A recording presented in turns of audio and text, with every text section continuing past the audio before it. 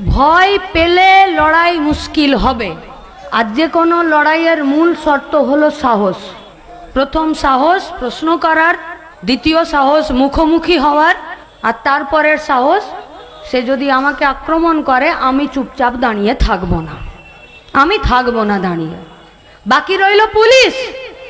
তো যে নেতৃত্বরা মাঠে আছেন, যে নেতৃত্বরা মঞ্চে আছেন, আর আমরা নিজেরাও একাধিক অ্যাটেম্প টু মার্ডার কেস খেয়ে বসে আছি, জেল খেটে বসে আছি, আমরা আপনাদেরকে বলছি সাহস যদি করতে পারেন তো পুলিশেরও ঘাম ছুটানো যায়, নেতাদেরও ঘাম ছোটানো যায়, সরকারেরও ঘাম ছুটিয়ে দেওয়া যায়।